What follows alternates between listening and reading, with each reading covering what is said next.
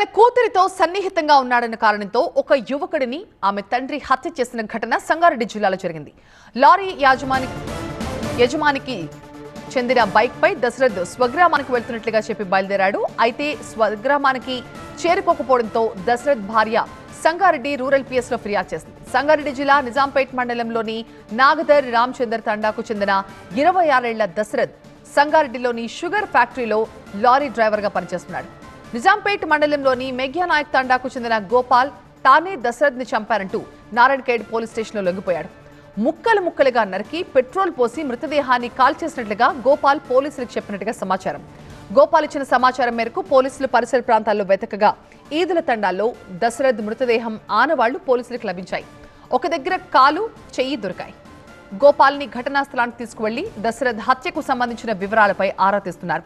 తన కూతురితో చనువుగా ఉంటున్నాడని ఈ ఘాతుకానికి పాల్పడినట్లుగా పోలీసుల విచారణలో తేలింది. మృతదేహాన్ని నారాయణఖేడ్ ప్రభుత్వ ఆసుపత్రికి తరలించారు పోలీసులు.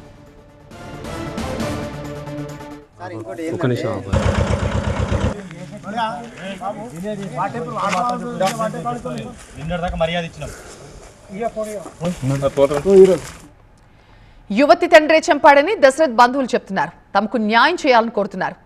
అర్ధరాత్రి ఈదుల తండాలో అసలు ఏం జరిగింది? దశరథ్ ని గోపాల్ ఒక్కడే చంపాడా? ఇంకెవరి పాత్రైనా ఉందా అన్న కోణంలో పోలీసులు విచారిస్తున్నారు. పిల్ల ఫోన్ చేసిందంట. ఫోన్ చేసి ఎట్లయినా నువ్వు రామని పిలిచిందంట. అయితే నేను ఈరోజు రాను, ఎల్లుండి వస్తా అని అన్నాడంట. ఎల్లుండి రాకు, నువ్వు 1 గంటల వరకు నా దగ్గర ఉండాలి, నువ్వేమైనా చేయకు, 1 గంటల వరకు ఇక్కడ రావాలని చెప్పినంట. రాత్రికి ఆయన సేట్ దగ్గర 20,000 తీసుకొని సేట్ బండి తీసుకొని వచ్చిందంట. ఇక్కడ వచ్చినంత తర్వాత వీళ్ళందరూ ప్లాన్ చేసి వీళ్ళే చంపేస్తారు సార్. పిల్ల తండ్రి వీళ్ళందరూ కలిసి చంపేసారు.